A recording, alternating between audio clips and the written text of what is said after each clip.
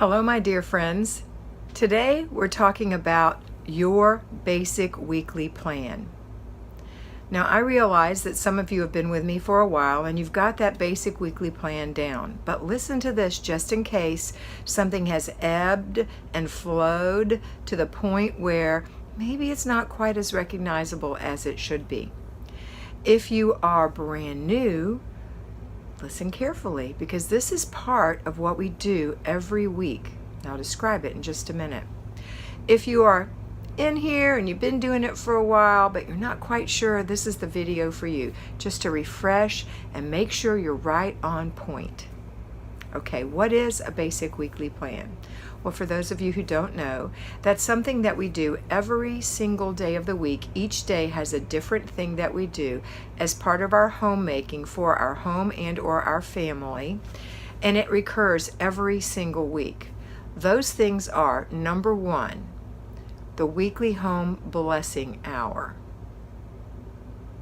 That is a 1 hour process where we take 6 things out of our home, 6 processes in our home, and we do them in 1 hour to get our house looking spiffy.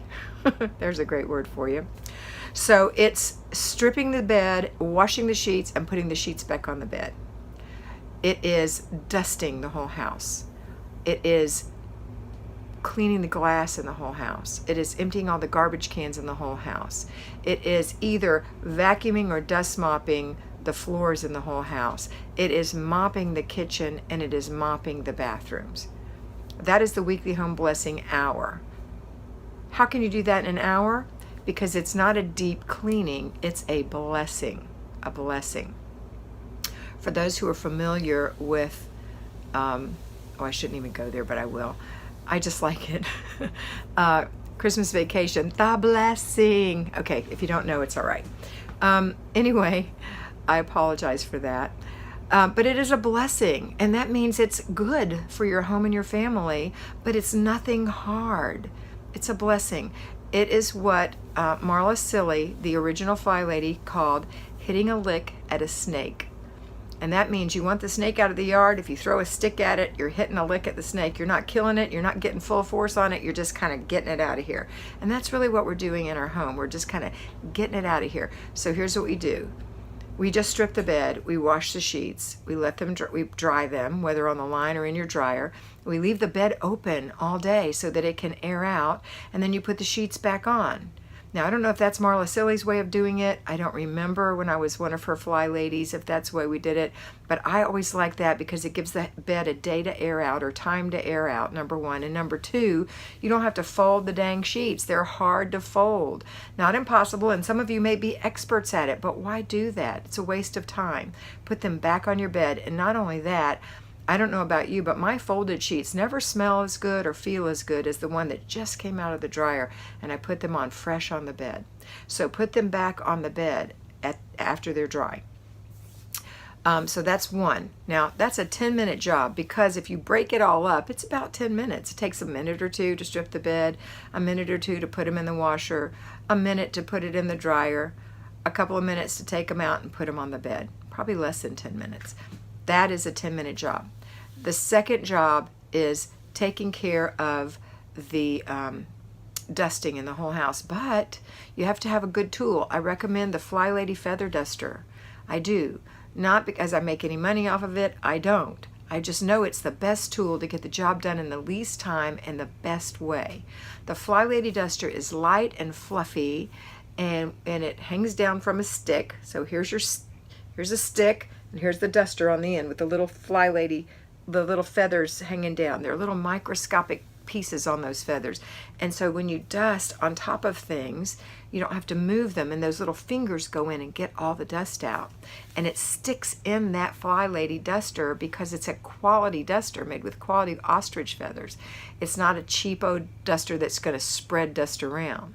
It'll hang on to the dust. So what I'm going to recommend is that you pick 5 of your most used rooms. I'll give you some examples. Master bedroom, maybe one of the kids' rooms or 2 of the kids' rooms, the living room, and the foyer. Those are 5 ideas. And you just you spend 2 minutes in each room giving it a little dust. You are not thoroughly dusting it. This is not Pledge in a cloth. This is a little FlyLady duster. If you don't have one, go to FlyLady.com/tools and look for it. It's anywhere between $27 and $47 and $40. It's either 40 or 47. I don't remember. I think it's between 27 and 40. But go look. When it's on sale, it's around 27. When it's not on sale, it's around 40. It's the best investment you'll make in that type of tool. Mine lasted me at least 10 years. Okay, next. So that's dusting. When you're done with it, you're going to take it outside and you're going to run that tool in your hand. I don't have a stick, but if you put a stick in your hand, you know, if you do this, the end of it will do this. That's one way to clean it. Or you can hit that stick on your hand like that and the feathers will do like that. Or you could just shake it. But you want to get the feathers cleaned from the dust and then go put it away after you've done everything. So that's, I'm digressing. The third thing we do is we clean the glass. But I'm not saying get out the Windex and the paper towels. You get one microfiber towel. You get one side of it wet, the other side's dry. Wring it out. Go in the bathroom and look for smudges and spots. Wipe it off. Go in the bedroom and see if there's any smudges or spots. Maybe you have glass doors on your closet and there's a heel mark of a hand on there. Mark that off. Get that off. Maybe you've got a glass tabletop where the cat's been walking. Wipe that off. Maybe the baby's got handprints on the sliding glass doors. Wipe that off. This should take less than 10 minutes. You're just popping through the house looking for little things to wipe. You are not doing this. You're doing this, okay? If it's leaving water, turn it over to the dry side and dry it. It's really quick. Boom, boom, you're done. All right, next is garbage cans. That means to empty the garbage can in the bathroom. Maybe you have one in the bedroom. Maybe you have one in the office. Empty those little garbage cans. Put new liners in them and put them back. That's less than 10 minutes. Put them in the garbage outside. Don't put them in the kitchen garbage. Put them in the garbage outside. Now that kitchen garbage needs to be emptied every day, but these garbage cans can wait, you know, a week. All right. If they can't wait a week, then pick them up during the middle of the week and empty them, and then on this one day, empty them again, okay? If you have an overflow of garbage. All right, next is the floors. So you have either hard surface floors or you've got carpet. So on the hard surface floors, you can either vacuum those or you can use a dust mop on them. A dust mop is an excellent tool for cleaning hard floors, but we are not deep cleaning. We are just getting the edges on a hard surface floor, because on a hard surface floor, dust blows to the outside. So we're getting the edges, maybe run up the middle. If you have carpet, then I just want you to vacuum up the middle. I want you to get the traffic patterns in these rooms. So this does not mean that we're cleaning up after the cat or the dog. That is a whole nother commitment on a whole nother level. Maybe you have to do that 3 or 4 times a week. Maybe you have to do it every day. Maybe it's okay and your cat doesn't really shed or your dog doesn't really shed and you don't have a big issue with that, and that's fine. But we're just getting the traffic patterns. So pick 5 rooms, work for 2 minutes in each room. Then put that aside, the vacuum aside. Next, go in the kitchen, get your spray mop out, and mop the kitchen. You've got 3 minutes. Go in front of the sink, in front of the stove, in front of the dishwasher, in front of the refrigerator, maybe around the table, and down the middle. You can do that in 3 minutes. We are not scrubbing. We're just doing a quick little mop, okay? Then you're going to take that mop to the bathroom, and you're going to mop in front of the sink and around the toilet and catch the middle. Don't do the next bathroom. 2 minutes a bathroom, okay? So that's it. When you're done, take the mop head off your mop and go put it in the laundry room to dry out so you can wash it and replace it. Make sure you've got enough fluid in it for next time and cleaner. Take your vacuum cleaner, empty out the canister if it's one of those. Wrap the cord up nicely, put it away nicely. I've already told you how to clean your feather duster. Your cloth for cleaning spots, go hang that in the laundry room, let it dry. You're going to wash that, and don't ever use softener on a microfiber towel because it won't dry and won't polish like it's supposed to. And what else have we done? If you're running low on garbage bags, those little cheap garbage bags for your garbage cans, your little garbage cans, put that on your list. Or maybe you're using Walmart bags. It's fine with me. Whatever your budget calls for, put that on your list, or make sure you have some for next time.